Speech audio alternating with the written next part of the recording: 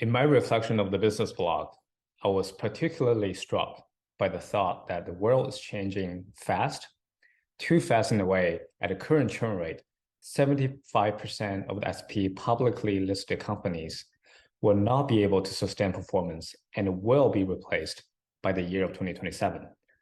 Subsequently, there are 4 barriers to sustainability identified by Dr. George Day at the Wharton School. And those 4 barriers are: first, speed of market change; second, lack of innovation in business models; third, develop a strategy, but there are poor alignments with a structure, system, and people; and fourth, poor and non-sustainable executions. Those 4 barriers ultimately lead to 2 questions for any organization to think about diligently to survive in the next decade. And the most critical barrier, in my opinion, is a lack of innovation in business models. In my own reflection, there's had me examining why the business model is vital for sustainable organizations to think about by asking the following 2 questions. First, I examined the question: does your business model look into the future, or does it defend the past?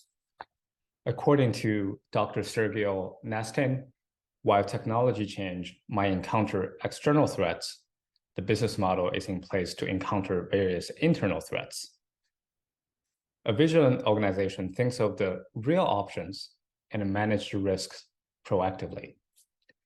Consequentially, what worked in Silicon Valley is a principle to think big, start small, and fail fast to launch outlandish business models. But if you succeed, scale up fast.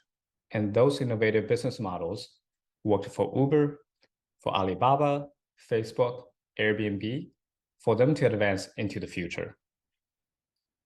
The next question I reflect on is: how much does the management spend on auditing financials versus auditing the business models?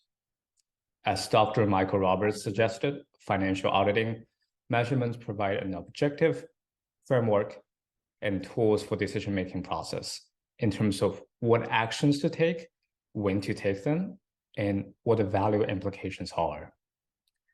Auditing the business model will also provide us a novel perspective on how cost structures on the supply side could save, while the revenue streams on the demand side could expand. We ought to invest equal amount of resources in auditing our financials to audit our business models. Given what I have learned in examining 2 key questions, here are a few more items I'm reflecting on as a learning leader.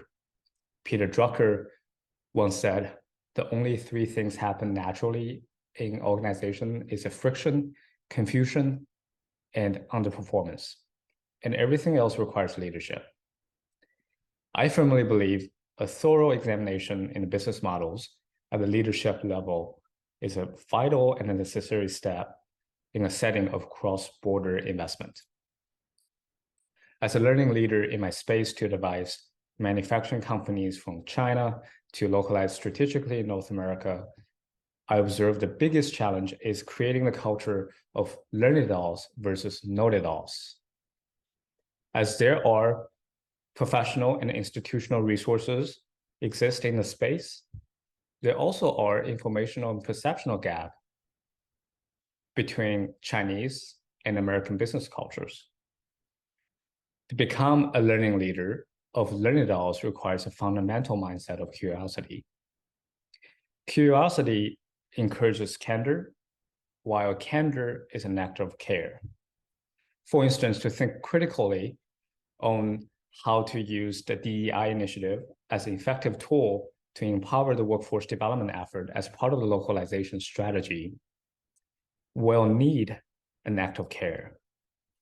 I will start with an act of care today to become a stronger learning leader tomorrow and ensure the business model is sustainable into the future.